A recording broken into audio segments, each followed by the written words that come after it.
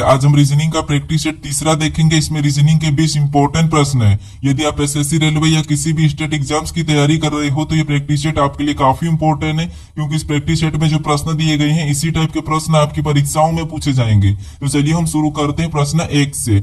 हमारा पहला प्रश्न दिया है, प्रश्न कह रहा है कि उस वे नारे का चयन करें जो दिए गए वर्गों के बीच के संबंध को दर्शाता है। यानी हमें यहाँ पर ककड़ी दिया है, मसाले दिया और भोजन दिया है। इसका वे नारे कैसा बनेगा ये प्रश्न पूछा है। ठीक है, तो देखिए जब भी आपको वे नारे के प्रश्न को सोल्व करना है तो सबसे पहले आपको क्या करना है, किसी भी एक शब्द का डायग्राम बनाना है।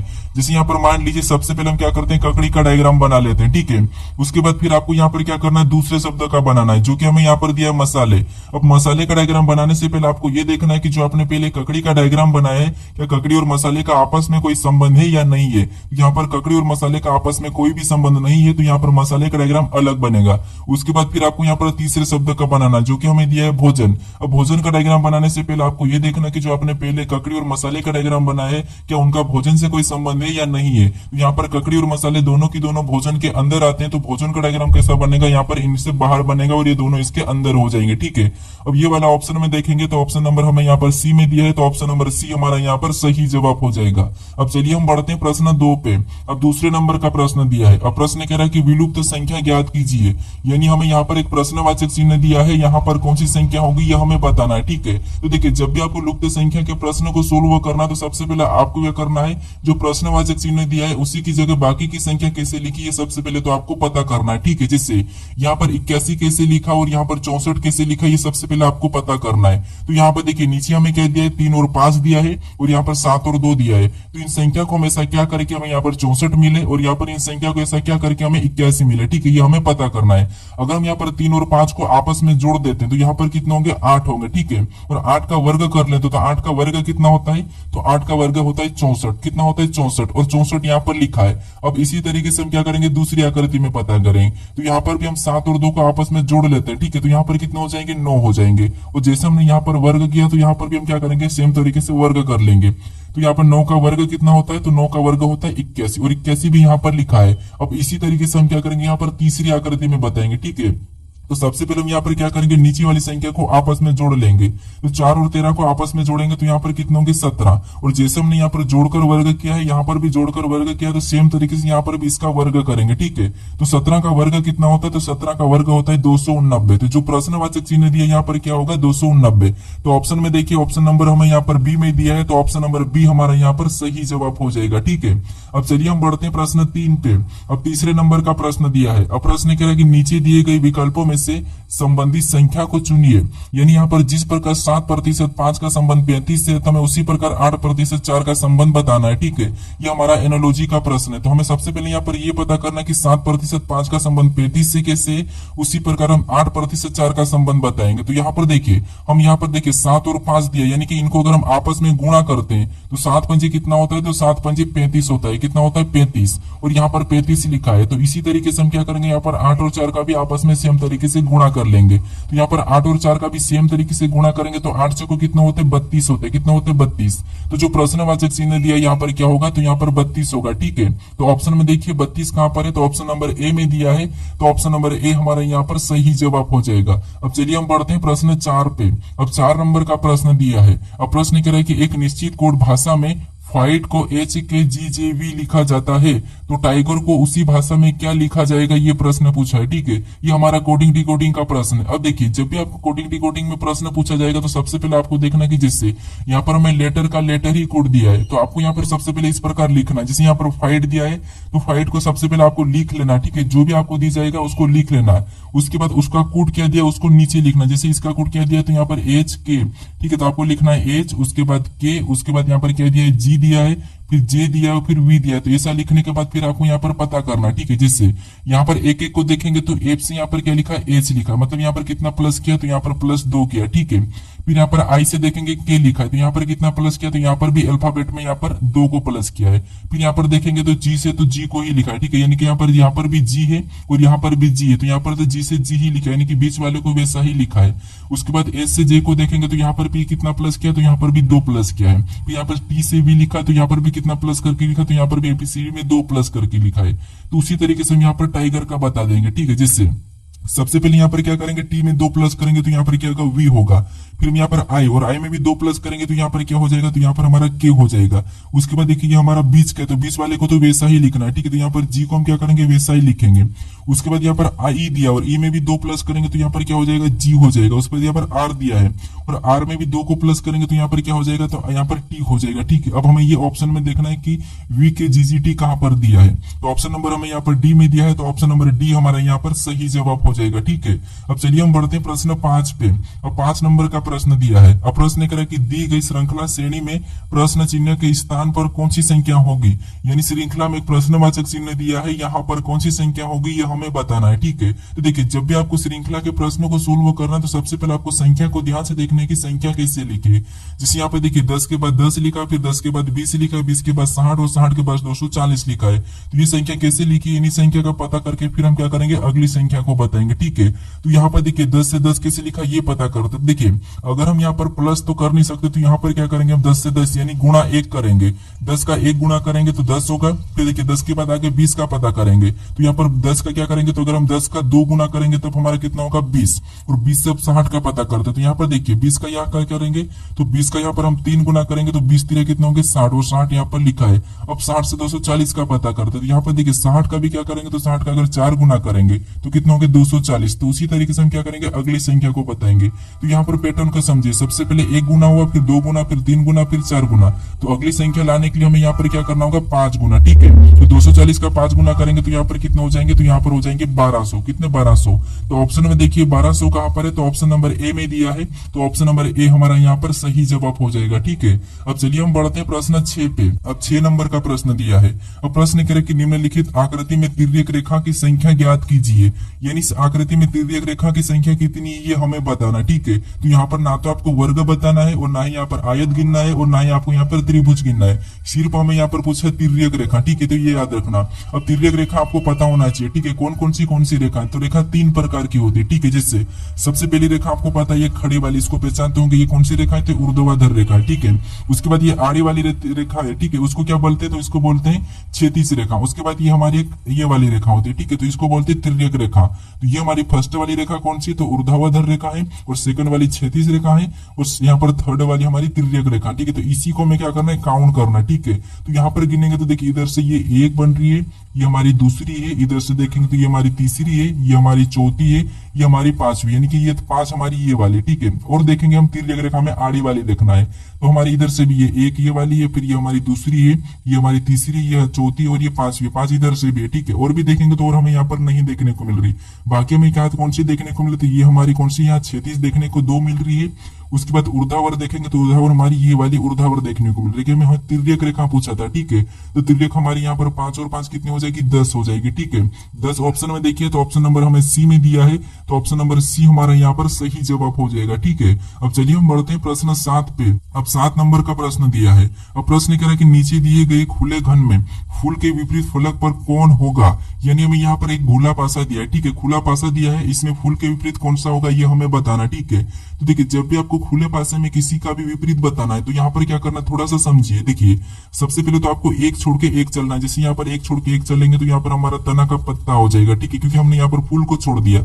उसके बाद यहाँ पर बीच के बाद और आगे चलेंगे तो बीच से एक और छोड़ेंगे तो यहाँ पर हमारा फल हो जाएगा, और फूल का भी तना छोड़ देंगे तो यहाँ पर हमारा क्या हो जाएगा, फली हो जाएगी। ये दूसरे के विपरीत है। अब देखिए यहाँ पर एक और खास बात है कि आपको किसी का भी विपरीत बताना तो यहाँ पर सबसे पहले सभी का विपरीत निकालना होगा, ठीक है। क्यों निकालना होगा, क्योंकि यहाँ पर देखिए जब भी आप विपरीत बताते तो विपरीत में कभी भी जो विपरीत होता है उसका कोना और भुजा मिला हुआ नहीं होना चाहिए, ठीक है। तो यहाँ पर हमें उसका विपरीत पूछा है तो हमें यहाँ पर फूल का विपरीत पूछा है, तो फूल का विपरीत यहाँ पर क्या निकला हमारा, तो फूल का फली निकला है। तो ऑप्शन में देखिए फली कहाँ पर है, तो ऑप्शन नंबर डी में दिया है, तो ऑप्शन नंबर डी हमारा यहाँ पर सही जवाब होगा, ठीक है। तो थोड़ा सा इसको अच्छे से समझ ली, क्योंकि इसके बाद आपको मैं सिखाऊंगा बंद कैसे पासे को करना है। अब चलिए हम बढ़ते हैं प्रश्न 8 पे। अब 8वें नंबर का प्रश्न दिया है। अब प्रश्न कह रहा है कि असंगत शब्द का चयन करें, यानी हमें यहाँ पर 4 शब्द दिए, इनमें से असंगत कौन सा हमें ये बताना है, ठीक है। तो 3 किसी न किसी तरह समान है लेकिन एक अलग है, वो हमें बताना है। तो यहाँ पर अगर हम ध्यान से देखेंगे तो चारों शब्दों में क्या है, किसी न किसी की राजधानी ही है। लेकिन अगर आप यहाँ पर चेन्नई को देखोगे, ठीक है, उसके बाद यहाँ पर लखनऊ, उसके बाद यहाँ पर कोलकाता, अगर इन तीनों को देखो तो ये हमारे किसकी राजधानी है, तो ये हमारी राज्य की राजधानी है, किसके राज्य की राजधानी है, ठीक है। लेकिन जो हमें दिल्ली दी है ये हमारी किसकी राजधानी है? तो ये हमारी देश की राजधानी, किसकी? देश की। अब ये किस देश की राजधानी, ये मुझे आप कमेंट करके बताओ, ठीक है। तो हमें यहाँ पर असंगत यानी कि अलग पूछा था, तो अलग हमारा यहाँ पर ऑप्शन नंबर सी वाला सही होगा, ठीक है। कौन सा होगा? Option number C. अब चलिए हम बढ़ते हैं प्रश्न 9 पे। अब 9 नंबर का प्रश्न दिया है। अब प्रश्न कह रहा है कि उस विकल्प का चयन करें जो एबी रेखा की दर्पण छवि को दर्शाता है। यानी यहाँ पर हमें पेस्ट दिया है, इसकी यहाँ पर एबी रेखा दर्पण छवि इधर कैसी बनेगी, ये प्रश्न पूछा है, ठीक है। देखिए जब भी आपको ऐसी दर्पण छवि वाला प्रश्न पूछे कोई सी भी रेखा दे, आपको क्या करना है? एक एक को देखना। जैसे सबसे पहले यहाँ पर किसकी छवि बनेगी, तो इधर जाएंगे तो टी की बनेगी, किसकी? टी की, ठीक है। और टी यहाँ पर देखिए कैसा बनेगा, तो कोई प्रभाव नहीं पड़ेगा, इस टाइप से बनेगा। तो ऑप्शन में देखिए यहाँ पर तो नीचे की ओर झुका और यहाँ पर भी नीचे की ओर झुका, तो दोनों ऑप्शन हमारे गलत हो जाएंगे, ठीक है। उसके बाद सेकंड देखेंगे तो यहाँ पर एस की बनेगी, तो एस की कैसी बनेगी, तो एस की ऐसी हमारे उल्टा हो जाएगा, ठीक है। उसके बाद हमारे यहाँ पर ई की बनेगी, तो ई भी कैसा बनेगा, तो ई भी हमारा ऐसा उल्टा हो जाएगा, ठीक है। उसके बाद हमारे यहाँ पर पी की बनेगी, तो पी भी हमारा कैसा बनेगा, तो पी हमारा इस टाइप से बना। तो ये हमें ऑप्शन में देखना है। तो ऑप्शन हमारा हमें यहाँ पर बी में दिया है, ठीक है। तो बी वाला हमारा यहाँ पर सही होगा, क्योंकि ई पर यहाँ पर कोई प्रभाव नहीं पड़ा है, तो इसीलिए यहाँ पर हमारा बी वाला सही जवाब हो जाएगा।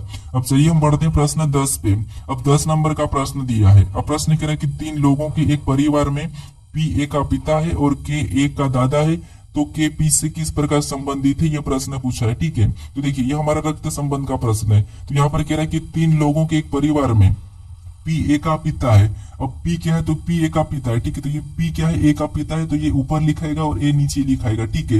ए का पिता है तो इसे हम प्लस मान लेते हैं। उसके बाद हमें ए को ने ये नहीं कहा, ठीक है। उसके बाद पी ए का पिता है। उसके बाद आगे प्रश्न करेगी के ए का दादा है। के क्या है, ए का दादा है। अब के ए का दादा है मतलब यहाँ पर के इसके ऊपर आ जाएगा, ठीक है। कहां पर? ऊपर। अब दादा है तो इसको हम प्लस मान लेते, ठीक है। उसके बाद आगे प्रश्न करा है कि तो के पी से किस प्रकार संबंधित है। यहाँ पर पूछ रहा है कि पी से, यानी कि यहाँ पर उल्टा बताना आपको कि पी का के ला क्या लगेगा। तो पी का के क्या लगेगा, तो यहाँ पर देखिए ये इसका पिता होगा, तो ये क्या लगेगा, पिता लगेगा। तो ऑप्शन में देखिए पिता कहाँ पर है, तो ऑप्शन नंबर ए में दिया है, तो ऑप्शन नंबर ए हमारा यहाँ पर सही जवाब होगा, ठीक है। तो काफी सारे स्टूडेंट क्या करते हैं, यहाँ से कंफ्यूज होता है, प्रश्न को तो सही कर लेते हैं लेकिन वहां पर आपको रिलेशन बताने में दिक्कत आती है, ठीक है। तो जहां पर भी से लगा वहां से आपको उल्टा बताना। जैसे यहाँ पर पी से पूछा था तो पी का क्या लगेगा, ये आपको उल्टा बताना है। अब चलिए हम बढ़ते प्रश्न 11 पे। अब 11 नंबर का प्रश्न दिया है। अब प्रश्न करें कि राम स्कूल जाने के लिए 3 बार दाएं, 4 बार बाएं, फिर 5 बार दाएं, फिर 1 बार बाएं मुड़ा तो स्कूल पहुंच गया, तो बताइए राम कितनी दिशा में चला। अब यहाँ पर आप क्या करोगे, इस प्रश्न को 100% गलती करोगे, ठीक है। क्योंकि यहाँ पर आप कैसे प्रश्न को सोल्व करोगे, सबसे पहले देखो कि राम 3 बार कहां पर मुड़ा, तो दाएं, यानी आप करोगे कि 3 बार दाएं मुड़ा था। उसके बाद 4 बार, तो 4 बार बाएं, तो आप 4 भी लिख लोगे कि ये 4 बार बाएं। उसके बाद फिर 5 बार दाएं, तो आप क्या करोगे, 5 लिख लोगे। उसके बाद या फिर 1 बार बाएं, तो आप क्या करोगे, 1 लिख लोगे। फिर मुड़ा तो स्कूल पहुंच गया, तो बताइए राम कितनी दिशा में चला। तो आप क्या करोगे, सभी को जोड़ लेगो, ठीक है। सभी को जोड़ेगा तो यहाँ पर कितना होगा, तो 3 और 4 7, 7 5 12, 12 1 13 कितना होगा, तो देखिए 3 और 4 7, 7 5 12, 12 1 13 सभी को जोड़ेगा, ठीक है। क्या करोगे, सभी को जोड़ेगा तो 13 होगा, लेकिन 13 तो हमें ऑप्शन में दिया ही नहीं, तो फिर यहाँ पर सही जवाब क्या होगा। तो देखिए आपको ये पता होना चाहिए कि दिशा कितनी होती है। तो दिशा देखिए मुख्य रूप से तो कितनी होती है, 4 होती है, उत्तर दक्षिण पूर्व और पश्चिम, ये हमारी 4 दिशा होते हैं। लेकिन इनकी भी एक एक सहायक दिशा होती है बीच में, तो टोटल दिशा कितनी होती है, तो टोटल हमारी 8 दिशा होती है, ठीक है। तो ऑप्शन में देखिए 8 कहां पर है, तो ऑप्शन नंबर हमारे यहाँ पर सी वाला सही जवाब होगा। कौन सा होगा, ऑप्शन नंबर सी, ठीक है। अब चलिए हम बढ़ते प्रश्न 12 पे। अब 12 नंबर का प्रश्न दिया है। अब प्रश्न करें कि नीचे दिए गए विकल्पों में से संबंधित शब्दों को चुनिए। यानी यहाँ पर जिस प्रकार कोर्ट का संबंध न्याय से है, तो हमें यहाँ पर स्कूल का बताना है, ठीक है। तो ये भी हमारा एनालॉजी का ही प्रश्न है। और कोर्ट में क्या मिलता है, न्याय मिलता है। क्या मिलता है, न्याय मिलता है, ठीक है। उसी प्रकार स्कूल में क्या मिलेगा, ये आपको बताना, ठीक है। तो यहाँ पर देखिए कोर्ट में न्याय मिलता है, तो स्कूल में क्या मिलता है, तो स्कूल में देखिए शिक्षा मिलती है। तो ऑप्शन नंबर हमारे यहाँ पर कौन सा वाला, सी वाला सही जवाब होगा, ठीक है। जैसे अब देख कोर्टों में न्याय मिलता है, तो स्कूल में क्या मिलेगा, शिक्षा मिलेगा। ऑप्शन सी वाला सही होगा, शिक्षा, ठीक है। अब चलिए हम बढ़ते हैं प्रश्न 13 पे। अब 13 नंबर का प्रश्न दिया है। अब प्रश्न करें दिए गए समीकरण को सही बनाने के लिए किन 2 चिन्हों को आपस में बदला जाना चाहिए। यानी हमें यहाँ पर एक समीकरण दिए, उसका सोल्यूशन भी दिया है, ठीक है। तो इनमें से 2 किन चिन्हों को बदला जाए कि समीकरण हमारी सही होगी, ये प्रश्न पूछा है, ठीक है। तो ये हमारा थोड़ा सा इंपॉर्टेंट प्रश्न है एसएससी के लिए। तो अब देखिए यहाँ पर क्या करना, चिन्हों को बदल के देखना। तो किससे बदलना, सबसे पहले आपको ऑप्शन से उठाना, ठीक है। ऑप्शन ए बी कहां से भी उठा के बदल चेक कर सकते हो, ठीक है। हमें यहाँ पर 109 लाना चाहिए, ठीक है। कितना, 109 आना चाहिए। तो यहाँ पर देखिए सबसे पहले हम लिखेंगे 13, कितने को लिखेंगे, 13, ठीक है। उसके बाद यहाँ पर हम हमें क्या करना है, देखिए पहले ऑप्शन को अगर हम उठाएंगे तो हमें यहाँ पर भागित और यहाँ पर माइनस को बदलना है, ठीक है। तो प्लस को तो वैसा ही रखेंगे, अब इसको नहीं बदलना है। तो देखिए +15, उसके बाद गुणा भी वैसे ही रखेंगे, 8 को भी वैसे ही रखेंगे। अब ये हमारा यहाँ पर भागित का चिन्ह, ठीक है। तो यहाँ पर भागित और माइनस को बदलना है, तो जो माइनस से यहाँ पर क्या हो जाएगा, यहाँ भागित हो जाएगा, और जब भागित है यहाँ पर माइनस हो जाएगा, ठीक है। तो जो भागित की जगह में माइनस का लगाना है, फिर आपको लिखना है यहाँ पर आगे वाली संख्या 96, और जो माइनस का था वहां पर आपको भागित का लगा के अगली संख्या क्या लिखना है, 4। अब इस समीकरण को सोल्व करने पर हमारे पास 109 आना चाहिए, ठीक है। क्या आना चाहिए, 109। तो अब देखिए सबसे पहले हम क्या करेंगे, बोर्डमास रूल पे सोल्व करेंगे, तो इसमें भाग देंगे। तो 4 और 94 में भाग देंगे, तो देखिए 4 दूना 8, 1 बचा, फिर 4 चौक 16, कितने बार में गए, 24 बार में गए, ठीक है। उसके बाद फिर हमें यहाँ पर गुणा करना है, ठीक है। तो यहाँ पर गुणा करेंगे तो 15 8 कितना होते हैं, 15 8 120 होते हैं, ठीक है। कितना होते हैं, 120। तो यहाँ पर कितना हो गया, इसका गुणा करेंगे तो 120। अब देखिए, अब इसमें यहाँ पर ये माइनस बचा, इधर प्लस बचा, तो 13 में हम क्या करेंगे, 120 को जोड़ देंगे, तो यहाँ पर कितना हो जाएंगे, 133 हो जाएंगे।